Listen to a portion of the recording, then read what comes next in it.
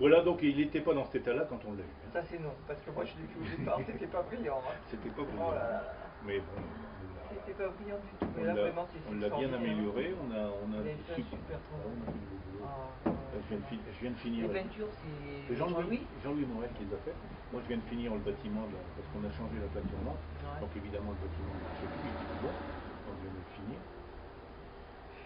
Et là-bas c'est la gare d'eau. La gare de Midi, Biarritz-Midi, l'ancienne gare que Napoléon III avait fait pour Eugénie, la gare du Midi, qui maintenant est un auditorium. Ils ont gardé la façade et ils ont rasé tout le reste pour faire un auditorium. Et c'est remplacé par la gare de la Négresse, qui est exactement la même que celle de Saint-Jean-de-Luz. Là, on est à Saint-Jean-de-Luz, et là, on est à Anvers. Et là-bas, on a la rue. Le petit... Parce que vous avez... je suis fou. On n'arrive pas à... C'est vraiment, on est les seuls, je pense qu'on est les seuls en Europe à avoir un truc comme ça. Ah ouais, même pas en France, c'est sûr et certain, il n'y a personne qui a cet équivalent-là.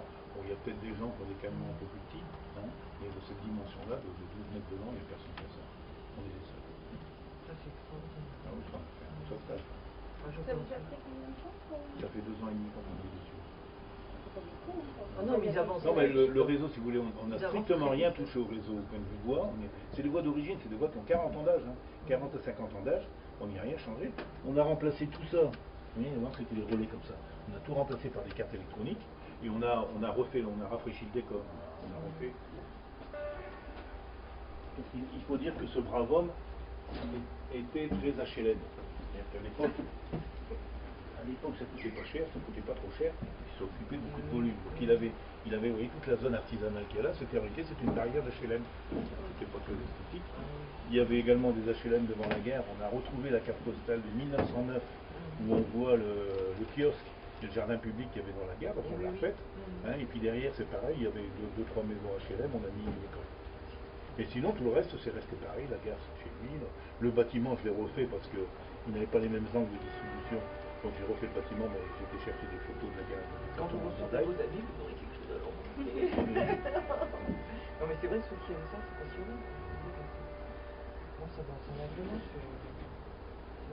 Au départ, j'étais vraiment étonnée de voir le travail qu'ils avaient fait, quoi. Et de reconstituer tout.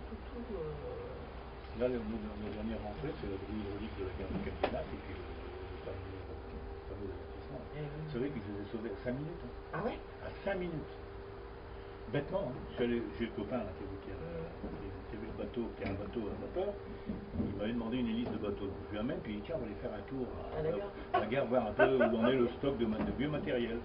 Moi j'arrivais comme ça, et puis il y avait le ferrailleur qui arrivait de l'autre côté, en même temps. Oui, alors c'était temps. Alors j'ai appelé tout de suite mon copain là, à la gare de la mairie de camionnette, il dit qu'est-ce que je peux prendre? Ah, il me dit tu prends tout ce que tu veux, tu prends tout ce que tu veux, ça part à la gare. Alors j'ai pu sauver ça parce que voilà,